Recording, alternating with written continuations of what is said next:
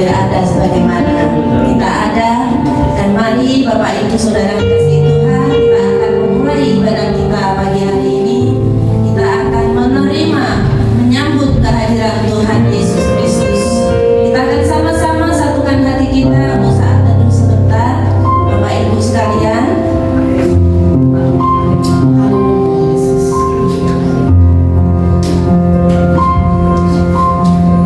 Sungguh besar anugerah-Mu Tuhan dalam hidup kami. Engkau yang selalu ada di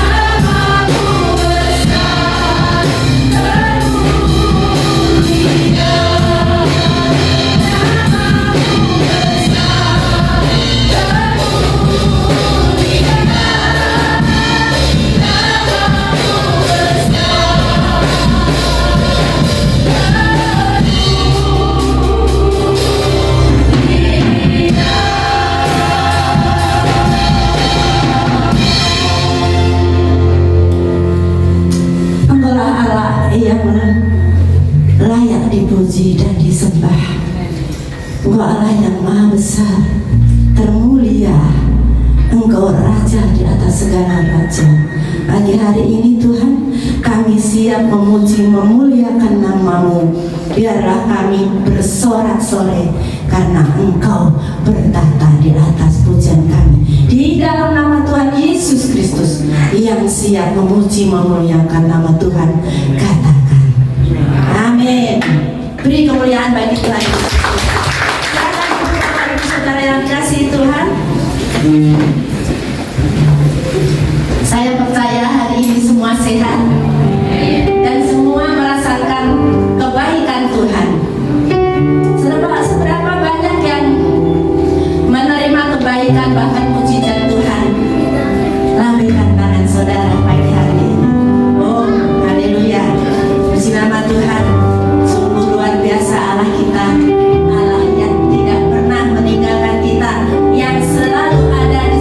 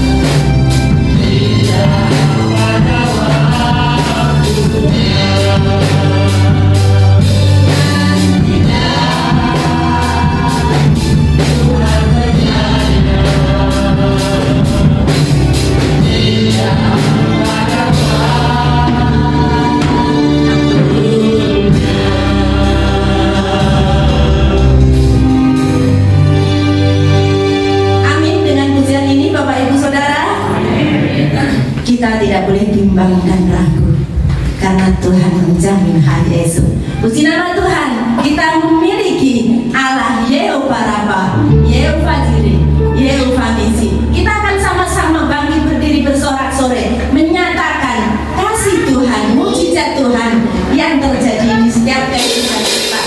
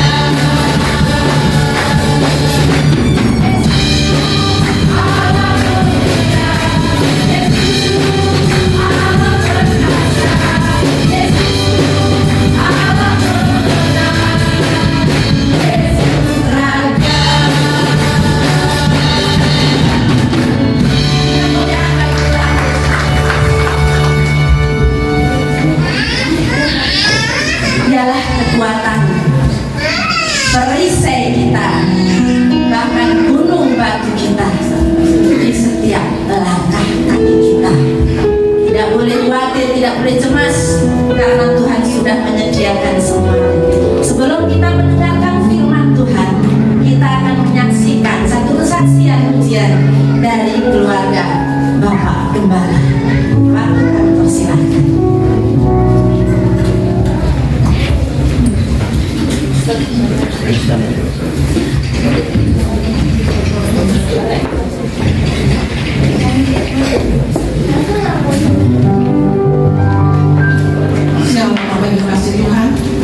Sebelum saya menaikkan pujian bagi Tuhan, saya menyaksikan kasih Tuhan yang luar biasa buat dari hidup saya.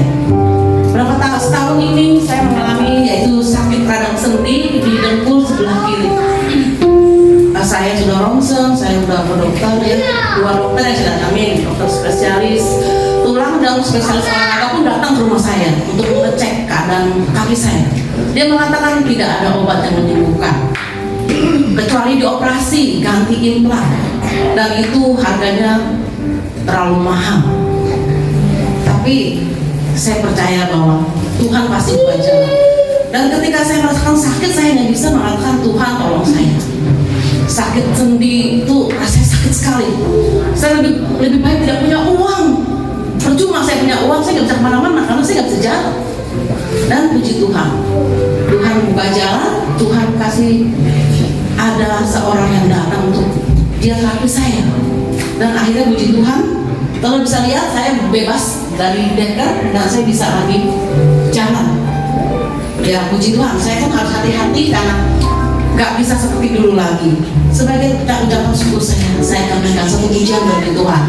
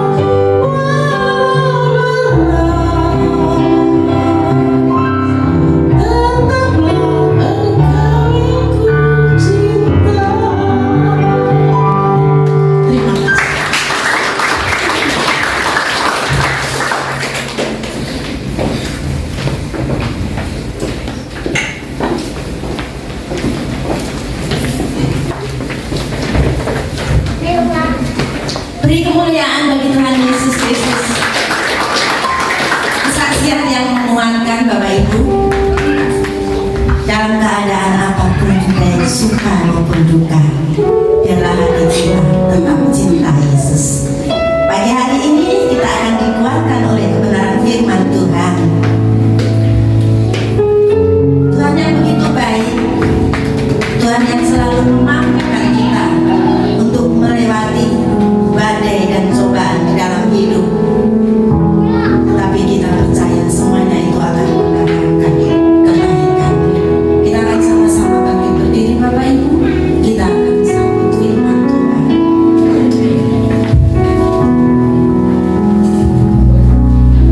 Haleluya Yesus.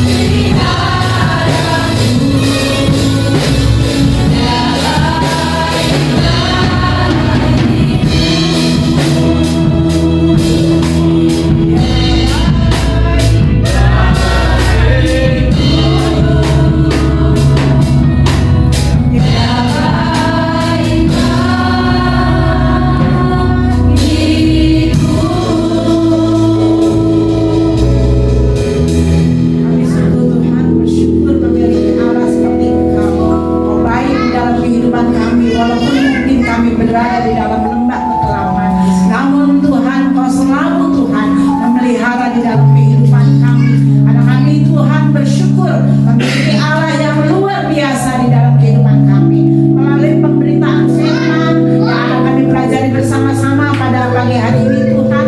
Mari Tuhan Kau mau buka hati kami, Kau memberikan Tuhan pengertian hikmat yang daripadamu melalui hamba-Mu ya Bapa, sehingga apa yang dikatakannya Tuhan dapat kami mengerti, dapat mengacu dalam kehidupan kami ya Bapa, untuk kami tetap kuat di dalam Engkau apapun yang terjadi dalam hidup kami Tuhan, karena kami memiliki Allah yang senantiasa menolong di dalam kehidupan kami, Allah yang senantiasa menguatkan kami, Allah yang senantiasa Tuhan menjadi perisai di dalam kehidupan kami. Itulah Tuhan yang kami yakini dalam hidup kami. Kami percayai bahwa Engkau tidak pernah sekali-kali meninggalkan dalam hidup kami. Biarlah melalui kebenaran firman-Mu membawa kami, mendorong dalam hidup kami untuk kami lebih setia di dalam Engkau. Kami sambut Tuhan kebenaran firman-Mu pada pagi hari ini hanya di dalam nama Tuhan Yesus Kristus. Setiap kita yang sudah siap untuk mendengarkan firman Tuhan, kita katakan amin. Silakan. Puji Tuhan, saudara yang dikasih oleh Tuhan, kalau melalui puji-pujian yang telah kita dengar pada saat ini atau pagi ini, dapat memberikan satu acuan dalam kehidupan kita untuk kita tetap kuat dalam Tuhan. Ya. Tema pemberitaan firman Tuhan pada pagi hari ini adalah kunci kemenangan melawan Yeriko. Kita akan membaca di dalam Yosua pasal yang ke-6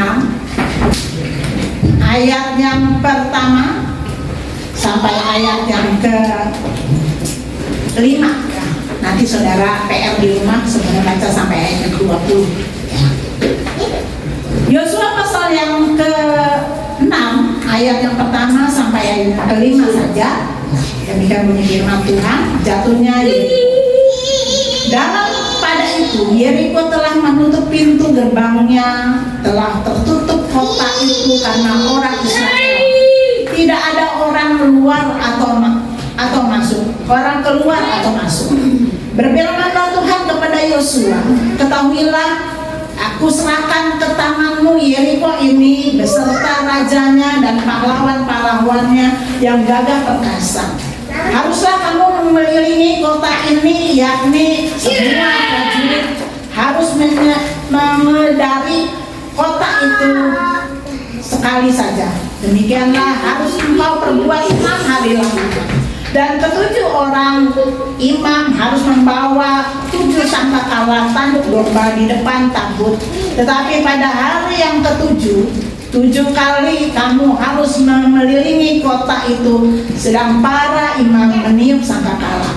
Apabila sangkakala tanduk domba itu panjang bunyinya dan kamu mendengar bunyi sangkakala itu, maka haruslah seluruh bangsa bersorak dan dengan sorak yang nyaring, maka tempat kota itu akan runtuh. Lalu bangsa itu harus memanjatnya dan masing-masing langsung ke depan. Amin untuk kebenaran firman Tuhan. Saudara yang kasih oleh Tuhan, kalau pada saat ini kita bicara tentang kota Yeriko, kita akan melihat gambar bagaimana kota Yeriko itu. Ya, PowerPoint-nya nggak ada.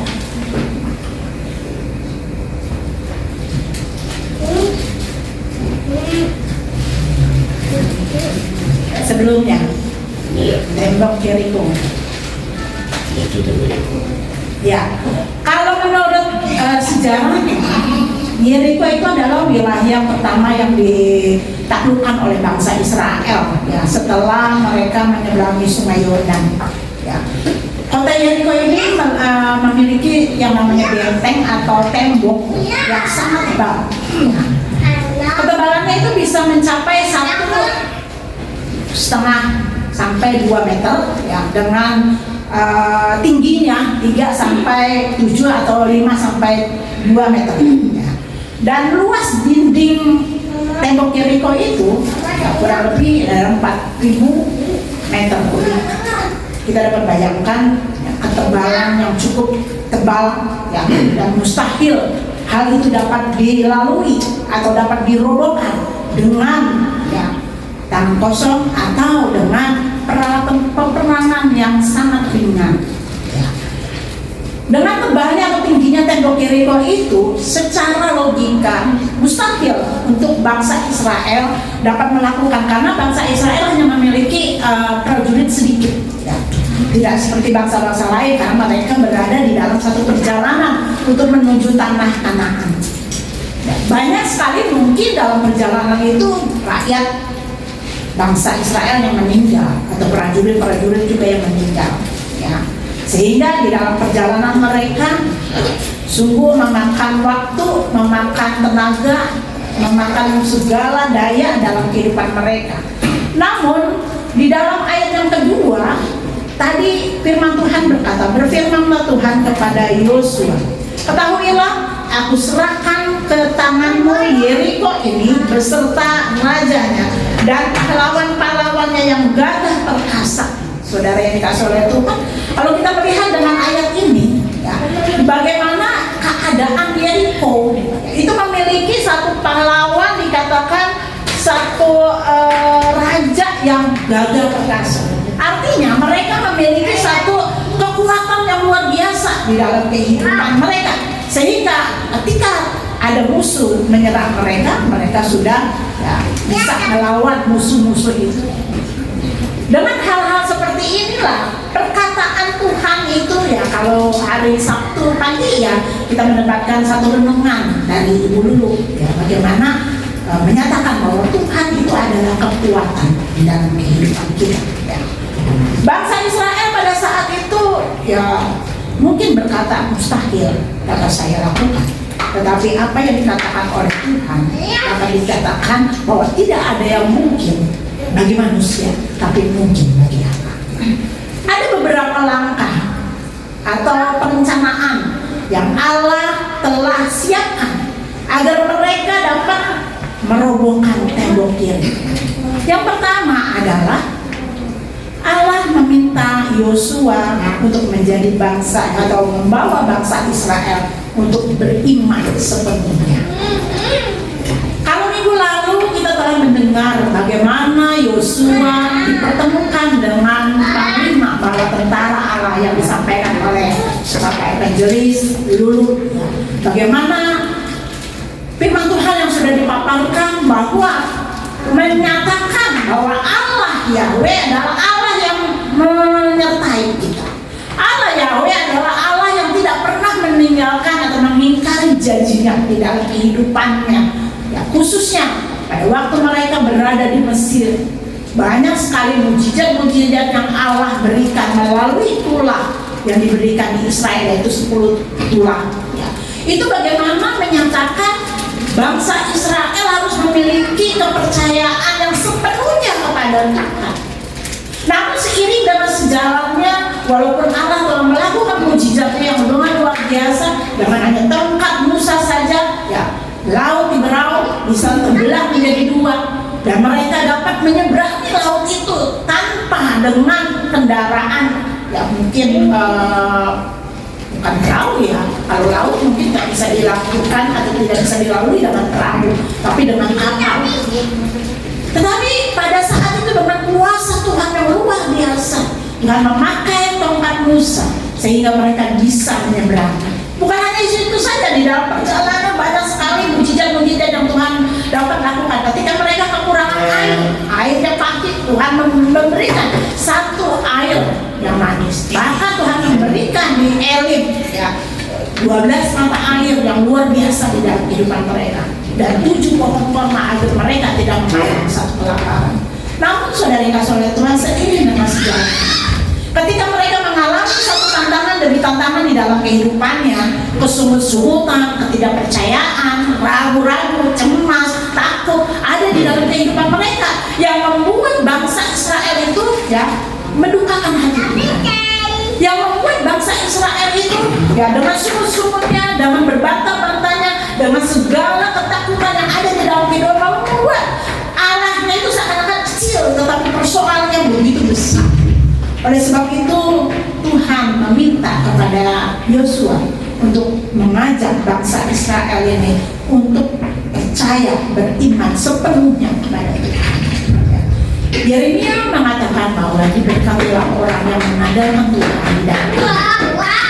Saudara yang kasih Tuhan, pemberkatan Tuhan di dalam kehidupan kita tidak hanya, ya, kita itu diberkati secara materi, tetapi lebih dari itu kita diberkati secara kekuatan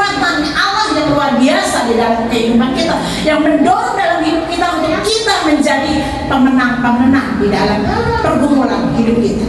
Bangsa Israel sering kali mendua hati di hadapan Tuhan, yang membuat pada saat itu Tuhan mengajak atau menyuruh kepada Yosua untuk mereka fokus pada Allah. Di dalam Yosua 1 ayat yang ke-7 dikatakan, coba kita lihat Yosua pasal 1 ayat yang ke-7. Bisa? Yosua pasal yang pertama ayat yang ke-7. Ya, saya akan membacakan. Hanya kuatkan dan teguhkanlah hatimu dengan sungguh-sungguh, bertindaklah hati-hati sesuai dengan seluruh hukum yang telah kuperintahkan kepadamu oleh hambaku Musa. Janganlah menyimpang ke kanan atau ke kiri, supaya engkau beruntung kemanapun engkau akan pergi. Allah mengingini di dalam kehidupan Yosua dan bangsa Israel supaya mereka tidak menyimpang ke kanan dan ke kiri. Artinya mereka harus memiliki hidup yang fokus, beriman dengan sungguh-sungguh kepada Tuhan. Ya. Yang kedua adalah Yosua mengajak bangsa Israel untuk hidup di dalam ketaatan. Ketaatan itu dalam apa? Ya, kalau di sini Tuhan di dalam ayat yang ketiga sampai ayat yang ke-6, bagaimana Allah memberikan satu perencanaan atau satu strategi atau sesuatu mengajak bangsa Israel itu tuh memikiri yang bagaimana mereka harus mengikuti aturan yang Tuhan berikan di dalam kehidupannya dengan hidup dalam ketaatan. Aturannya bagaimana? Yang pertama, mereka harus mengelilingi tembok Yeriko 1 kali dalam sehari. Kalau dihitung di dalam sejarahnya, ya, sekali mereka mengelilingi tembok Yeriko itu memakan waktu 1 jam. Karena dengan luas yang 40.000 meter begitu, ya, memakan satu edaran, satu kelilingan, satu putaran itu memakan satu jam. Dan itu dikatakan setiap hari sampai 6 hari. Mereka harus mengelilingi tembok Yeriko itu dengan 1 jam. Saudara yang kasih Tuhan, kalau kita jalan pagi mungkin ya terasa capek, jangan ke 1 jam, mungkin baru seperempat jam aja. Kalau kita yang nggak biasa olahraga mungkin capek, ya, mungkin lelah. Dan ini 1 jam mereka harus mengelilingi tembok itu dengan mereka membawa, ya, dikatakan 7 orang imam harus membawa sangkakala tanduk domba. Di depannya ya, ada tanduk perjanjian. Di depannya lagi ada prajurit yang masih ada tersisa. Pada saat itu mereka harus memuliakan Tuhan, harus memuji Tuhan dengan sangkakala tanduk domba itu. Orang-orang yang bersenjata dikatakan harus di depannya. Jadi orang-orang yang memiliki senjata itu di depan, ya. Terus ada imam yang 7 imam itu di belakangnya yang membawa trompet, ya. Sangkakala, tanduk domba. Di belakangnya lagi tanduk perjanjian. Baru di belakangnya adalah rakyat bangsa Israel. Dan dikatakan pada hari yang ke-7 tembok Yeriko itu harus diputar, atau mereka harus berputar tembok Yeriko itu selama 7 kali. Kita bayangkan 7 kali, satu putaran aja 1 jam. Berarti pada hari yang ke-7 mereka harus mengelilingi tembok Yeriko itu 7 kali. Berarti 7 jam. 7 jam mereka harus mengelilingi tembok itu hanya dengan bersorak, menaikkan satu pujian di hadapan Tuhan, menaikkan satu syukur di hadapan Tuhan. 7 jam loh saudara, saya nggak bisa bayangin. 1 jam aja kita mungkin udah nggak kuat, ya. Apalagi 7 jam. Dan itu aturan yang Allah berikan di dalam kepada Yosua maupun kepada bangsa Israel. Dan itu harus ditaati. Kalau tidak, mereka tidak dapat merebut tembok Yeriko. Mereka tidak akan bisa masuk tembok Yeriko. Dan hal itu harus dilakukan oleh Yosua dan bangsa Israel. Yang ketiga, mereka harus memiliki sikap yang optimis untuk melawan musuh mereka. Di dalam ayat yang ke-7 sampai yang ke-14, di situ di bagaimana Yosua dan bangsa Israel harus memiliki sikap yang optimis. Saudara, kalau kita lihat tadi di dalam aturan-aturan yang Tuhan berikan di dalam kehidupan mereka, mereka harus taat. yaitu dalam mengelilingi di hari ke-7 itu 7 kali putaran. Ya. Mungkin lu cemas, takut yang ada di dalam kehidupan mereka. Mereka lelah, mengalami kelelahan yang luar biasa, itu logis. Tetapi pada saat itu Tuhan memberikan di dalam kehidupan mereka agar mereka ya tidak menjadi takut, tidak menjadi tawar hati. Kalau di dalam ayat yang pasal yang pertama itu bagaimana bejangan yang Allah berikan kepada Yosua dan bangsa Israel agar mereka tidak menjadi tawar hati. Artinya ketika kita mengalami satu masalah demi masalah yang mungkin tidak kunjung hilang dari hidup kita, ya, masalah satu selesai datang lagi, bahkan mungkin yang satu belum selesai udah datang lagi, mungkin bahkan saat yang satu belum selesai udah datang lagi, seakan-akan kepala kita mumet, bahkan mungkin kita mau pecah dari kepala, datang lagi satu, bertubi-tubi, ya, datang di dalam kehidupan kita.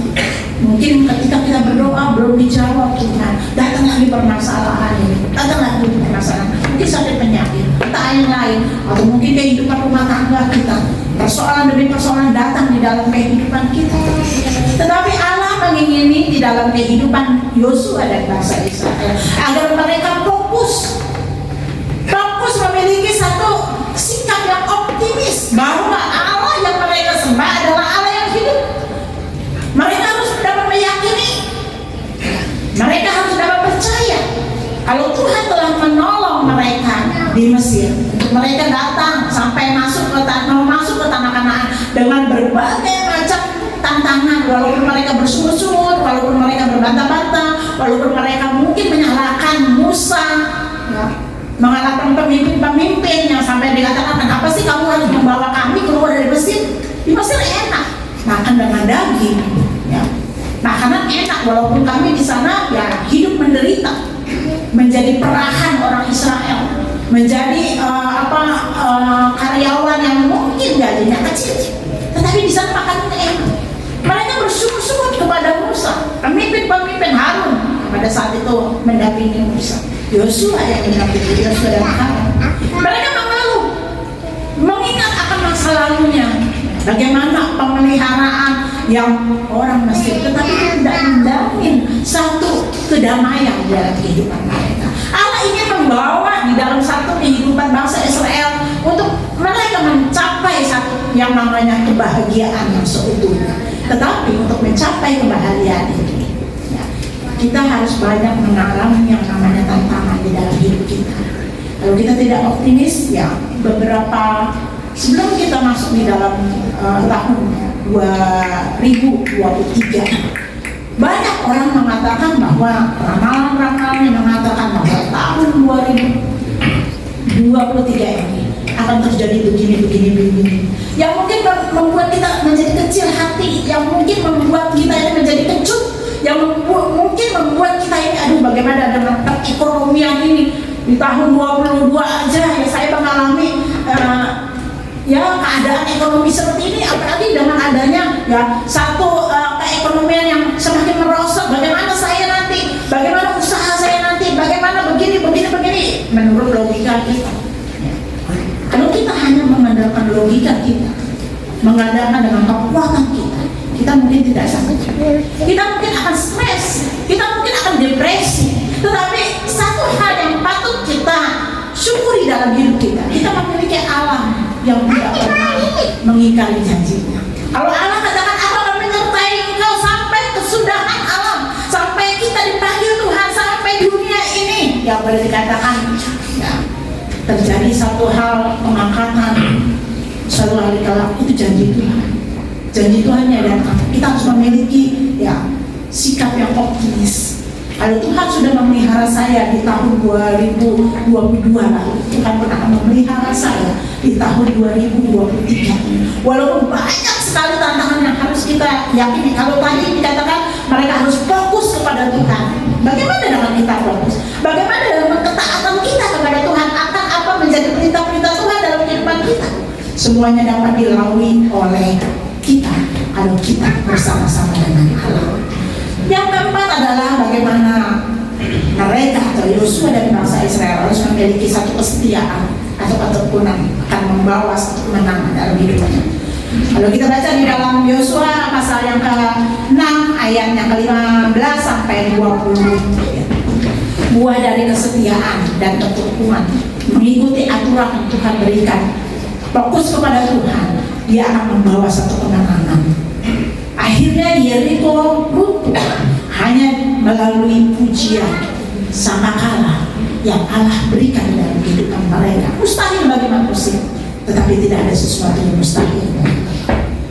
Bagaimana aplikasi di dalam kehidupan kita sebagai orang percaya dengan peristiwa tembok Yeriko ini? Yang pertama, Allah ingin menyatakan dalam kehidupan kita bahwa Dia adalah kekuatan di dalam hidup kita.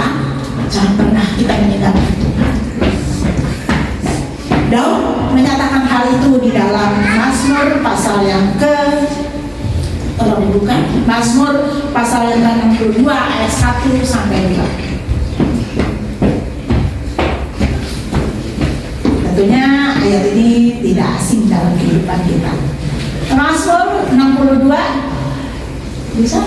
Ya, saya akan bacakan Mazmur 62 ayat yang kedua sampai yang ketiga. Demikian bunyi firman Tuhan.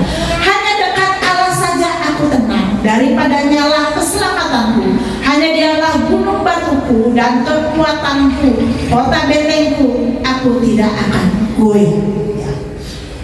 Kenapa kita mendapatkan satu kekuatan? Karena kita menjadikan Allah itu adalah benteng hidup kita. Untuk kita menjadikan Tuhan menjadi benteng hidup kita, menjadi kekuatan kita, dikatakan di dalam Mazmur Daud, hanya dekat Allah saja aku tenang.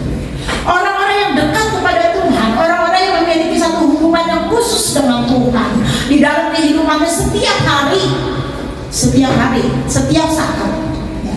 Entah di mana kita berada, entah di kendaraan kan, entah kita itu berada di dalam pekerjaan kan, entah kita berada di rumah kan, entah kita mungkin sedang mengerjakan sesuatu, tetapi kita memiliki satu kedekatan dengan Tuhan, menomorsatukan atau memprioritaskan Tuhan di dalam kehidupan kita lebih dari apapun juga yang ada dalam hidup kita, mungkin pekerjaan kita.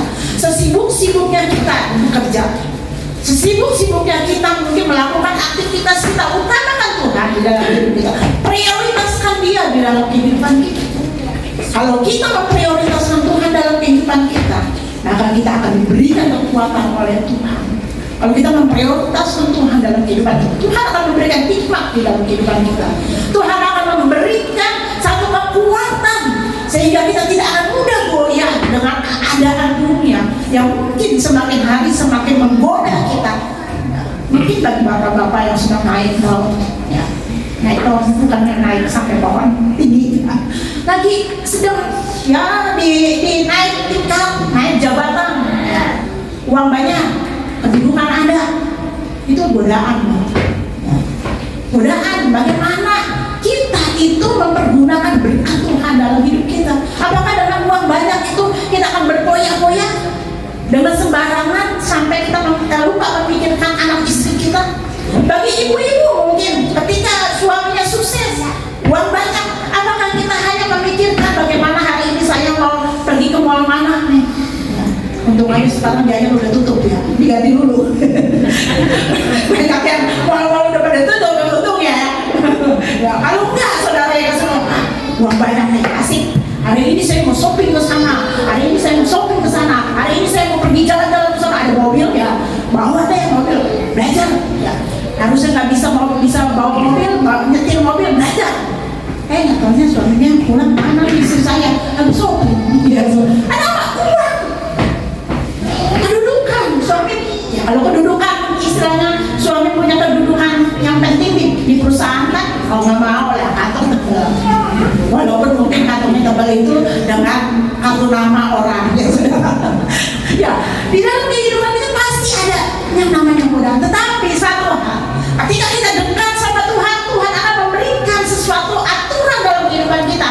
Sejauh mana nih kita akan jalan. Dan yang kedua, hiduplah di dalam aturan Tuhan. Apa sih menjadi aturan Tuhan dalam kehidupan kita? Salah satunya adalah banyak ya saudara, tapi saya ambil salah satu daripada aturan Tuhan. Yang pertama yaitu di dalam Roma pasal yang ke-12. Ayat ini tidak asing di dalam kehidupan kita. Roma pasal yang ke-12 ayat yang kedua. Demikian bunyi firman Tuhan, janganlah kamu menjadi serupa dengan dunia ini, tetapi berubahlah oleh pembaruan budimu, sehingga kamu dapat membedakan manakah kehendak Allah, apa yang baik dan yang berkenan kepada Allah dan yang sempurna. Di sini dikatakan Rasul Paulus mengajar di dalam kehidupan kita pada jemaat di Roma maupun kita yang hadir pada saat ini, dikatakan janganlah kamu menjadi serupa dengan dunia. Bagaimana saya tidak menjadi serupa dengan dunia? Toh saya masih ada di dunia. Bagaimana saya tidak menjadi serupa dengan dunia? Toh keadaan atau lingkungan saya tidak memadai untuk saya tampil beda. Disinilah saudara menjadi satu tantangan dalam hidup kita. Ketika kita berada di dalam satu lingkungan yang tidak membawa berkat dalam kehidupan kita, tidak membawa di dalam kehidupan kita untuk kita menaruh satu hal yang baik, disitulah Tuhan menguji kita. Apakah kita akan ikut dengan lingkungan yang buruk, ataukah kita akan tetap mempertahankan satu kehidupan sebagaimana kita adalah ciptaan Allah yang segambar dan serupa dengan Allah dalam hidup kita? Ataukah kita menjadi orang-orang yang cepat terpengaruh dengan keadaan? Kalau di situ ada orang yang minum-minum, ya kalau minum air putih nggak menjadi masalah. Mungkin minum bir ya untuk kesehatan nggak menjadi masalah sedikit. Tapi kalau di situ ada orang yang minum bir sampai mabuk-mabuk dan kita ikut di situ ada orang-orang mungkin judi, kita ikut-ikutan judi. Ya. Mungkin di dalam pekerjaan ada mungkin atasan-atasan kita yang hidupnya tidak benar. Ya. Ketika ada dinas luar, mereka mungkin pesen, ya, tahulah saudara. Kita ikut-ikutan juga pesen, ya saudara, sampai kita lupa dengan anak istri kita di rumah. Itu merupakan satu godaan dalam kehidupan kita. Adakah di saat kita mengalami godaan itu kita dapat tidak? Aku milik Tuhan. Aku adalah gambar dan rupa Tuhan. Aku adalah gambar dan rupa Tuhan di dalam kehidupan kita. Kita dapat menangkal semua itu. Hal itulah dikatakan oleh Rasul Paulus. Janganlah kita menjadi orang-orang yang serupa dengan dunia. Perbaruilah budi kita untuk kita dapat mengatakan tidak. Harus ada pembaruan dalam hati kita. Kita tidak bisa hidup di dalam satu kehidupan yang lama. Kita harus diperbarui oleh Tuhan. Yang ketiga adalah miliki sikap yang optimis. Sikap yang optimis yang bagaimana? Kita akan belajar di dalam ungkapan Daud, yaitu di dalam Mazmur pasal yang ke-37. Mazmur 37 ayat yang ke-5. Serahkanlah hidupmu kepada Tuhan dan percayalah kepadanya, dan Ia akan bertindak. Untuk kita memiliki sikap yang optimis, pikiran yang optimis, dikatakan kita harus menyerahkan hidup kita kepada Tuhan. Tidak hanya menyerahkan, tetapi juga percaya kepada Tuhan dengan sungguh-sungguh, dengan sepenuh hati, dengan sepenuh jiwa kita, dengan sepenuh pikiran kita. Maka Tuhan akan bertindak. Jadi apapun permasalahan di dalam kehidupan kita, kalau kita menyerahkan dengan sungguh-sungguh, percaya kepada Tuhan dengan sungguh-sungguh, sebagaimana tadi Ibu Gembala menyaksikan, ya, Tuhan itu luar biasa. Walaupun mungkin kita berupaya untuk kita melakukan segala sesuatu, ya, berikhtiar untuk segala sesuatu, kalau Tuhan belum menghendakinya, saudara, mungkin kita akan tetap mengalami hal. Tapi puji Tuhan, Tuhan mengirim seseorang yang bisa menyembuhkan, sehingga Ibu Gembala kita bisa melakukan aktivitasnya lagi tanpa mengalami kesakitan. Itu semua oleh karena bagaimana dengan kita di dalam hidup kita. Dan yang keempat adalah memiliki kesetiaan, ketekunan di dalam kehidupan kita. Dan percayalah bahwa apapun yang menjadi permasalahan kita, Tuhan akan senantiasa menolong kita, karena Dia adalah gembala kita yang baik. Ya, gembala yang baik. Kalau di dalam Mazmur pasal yang ke-23 ayat yang ke-4, Mazmur 23 ayat yang ke-4, di situ dikatakan, sekalipun aku berjalan dalam lembah kekelaman, aku tidak takut bahaya, sebab engkau besertaku, gadamu dan tongkatmu itulah yang menghibur aku. Daud dapat menyatakan di dalam kehidupannya ketika dia mengalami satu tekanan, ketika dia mengalami satu ujian yang luar biasa. Kenapa Daud bisa mengalahkan Goliat?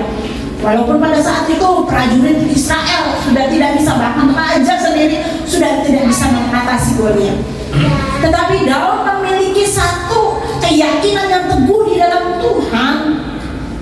Dia dapat mengatakan, kamu mendatangi aku dengan pedang, tetapi aku mendatangi engkau dengan nama Tuhan. Kenapa Daud begitu yakinnya dengan nama Tuhan yang dia sembah, yaitu Allah Yahweh? Karena dia tahu Yahweh atau Allah Yahweh pada saat itu merupakan adalah Allah yang sebagai gembala di dalam kehidupan, di dalam setiap apa langkah yang dia lakukan di dalam kehidupannya sebagai pengembala domba. Dia banyak sekali mengalami satu perkara-perkara yang besar dalam kehidupannya, dan dia dapat menyadari Tuhan adalah gembala, tidak pernah aku kekurangan, karena dia adalah gadamu dan tongkatmu itulah yang menghibur di dalam kehidupan. Oleh sebab itu bagaimana dalam kehidupan kita? Sebelum saya menutup, saya akan membacakan salah satu filosofi tentang burung Raja Wali. Bagaimana kisah burung Raja Wali ini ya memberikan satu dampak yang positif di dalam kehidupan kita. Raja Wali adalah raja dari segala jenis burung yang di angkasa.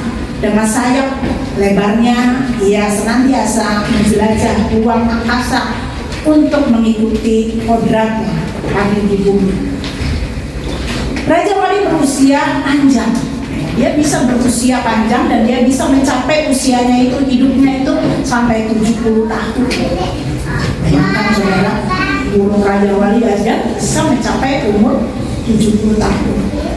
Tapi untuk dia mencapai umur 70 tahun itu, sehingga Raja Wali itu harus membuat satu keputusan yang sangat berat di dalam kehidupannya ketika dia berumur 40 tahun. Ada apa? Dari kecil dia sampai menginjak umur 40 tahun, dia harus mengalami yang namanya pembaruan. Pembaruan ini merupakan satu hal yang sangat berat di dalam kehidupannya ya. Karena pada saat itu dalam kondisi 40 tahun, bulu-bulunya itu sudah tumbuh lebat ya. Paruhnya itu sudah mungkin untuk mematoknya itu udah kurang baik ya, karena udah banyak ya mungkin luka-luka ya selama 40 tahun. Dan ketika mereka atau ketika burung Raja Wali itu ya akan mengalami proses itu ya, dia harus memiliki dua pilihan. Dua pilihan adalah kalau dia tidak mengalami satu proses selama dalam waktu atau umur 40 tahun itu, dia akan mengalami kematian karena fisiknya akan melemah, menua. Dia akan menjalani atau dia akan mengalami yang namanya proses peremajaan dirinya yang menyakitkan. Ketika dia umur 40 tahun, ya, dia akan mengalami satu peremajaan ya, paruh dan sayapnya. Dengan dia harus mendaki satu tebing yang sangat tinggi yang tidak bisa dijangkau oleh siapapun juga. Dia harus masuk ke dalam tebing itu yang sangat tinggi. Ya. Dan apa yang harus dia lakukan? Dia harus mematukkan paruhnya itu ya, dengan batu yang kuat sampai paruhnya itu rontok. Dan dia harus mengepak sayapnya sampai bulu-bulunya itu rontok. Dan selama 6 bulan burung Raja Wali itu ada di situ ya, sampai dia mengeluarkan paruh yang baik, yang baru dan sayap yang baru. Selama 6 bulan saudara, burung Raja Wali ini harus berada daripada jangkauan orang-orang atau burung-burung yang akan mendekatinya. Dan selama 6 bulan itu dia akan mengalami satu yang namanya peremajaan di dalam kehidupannya, sehingga dia bisa naik terbang lagi dengan sayap yang baru, dengan paruh yang baru, sehingga dia dapat melakukan segala sesuatu di dalam kehidupannya. Sehingga mungkin kita di dalam pujian-pujian mengatakan bagaikan Raja Wali yang bisa terbang tinggi. Kalau tadi paruhnya belum diganti, sayapnya yang sudah tebal itu belum diganti, dia tidak bisa terbang tinggi. Bagaimana dengan kehidupan kita? Filosofi ini menggambarkan dalam diri kita. Kalau kita ingin menjadi anak-anak Tuhan yang kuat, kita harus ditempah oleh Tuhan. Mungkin egois kita, mungkin kesombongan kita, mungkin kepercayaan kita diuji oleh Tuhan di dalam iman agar kita memiliki satu peremajaan yang baik dalam kehidupan kita, agar kita dapat mencapai satu ketinggian yang luar biasa. Walaupun mungkin hal-hal merintah di dalam diri kita, kalau iman kita kuat, semuanya dapat dilalui oleh karena apa? Karena Tuhan menolong di dalam kehidupan kita. Biar melalui kebenaran firman Tuhan yang kita telah pelajari bersama-sama pada pagi hari ini dapat membawa di dalam kehidupan saya, dalam kehidupan kita semuanya, untuk kita menjadi anak-anak Tuhan yang kuat. Amin untuk firman Tuhan. Sekalipun aku berjalan dalam lembah gelap, namun gada dan tongkatnya itu yang akan menolong kita. Dapat menaikkan pujian. Sekalipun aku berjalan, saya udah kita sama-sama bagi. Sekalipun ku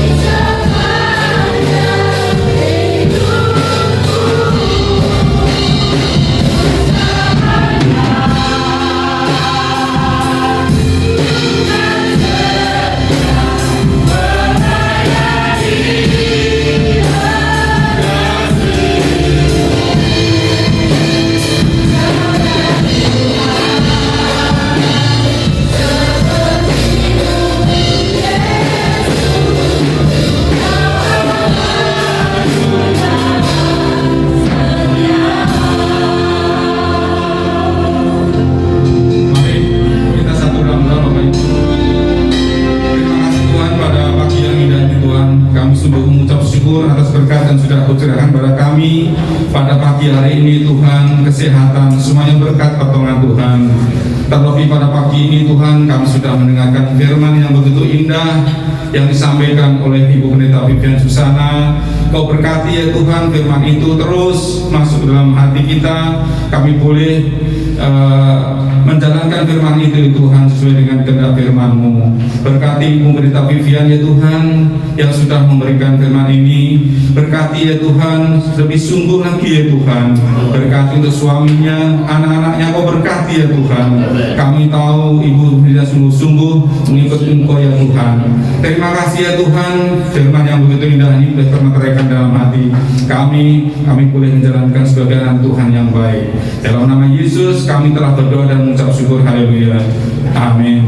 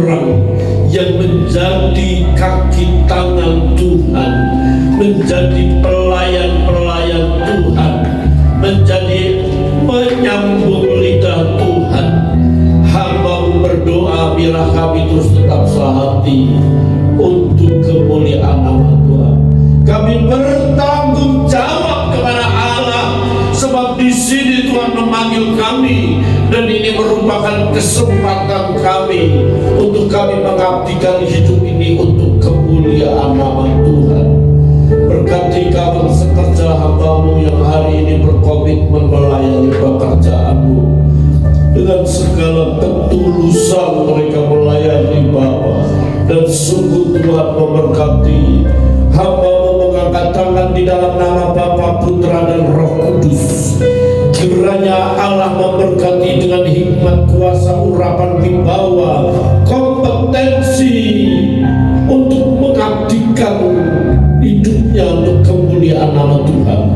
Di dalam nama Bapa dan Roh Kudus, biarlah karunia marifat hikmat, hati yang melayani, hati sebagai hamba yang mengabdikan hidupnya untuk kemuliaan nama Allah. Di dalam nama Tuhan Yesus Kristus, hari ini nama-Mu tercatat sebagai hamba-hamba Tuhan, bukan hanya di mata jemaat, tetapi di mata Allah yang menyaksikan dan hadir pada saat ini. Hamba-Mu mengangkat tangan bagi seluruh jemaat Tuhan yang hadir. Kiranya Tuhan memberkati mereka sekalian, dan hamba-Mu tidak mengerti apa yang mereka keluhkan. Yang kami percaya firman-Mu ya dan amin. Kami terus tetap optimis, kami terus tetap mengandalkan Tuhan, kami terus tetap berharap kepada Tuhan, sebab Tuhan kekuatan dan hanya dekat Allah saja kami tenang. Bapak terima kasih.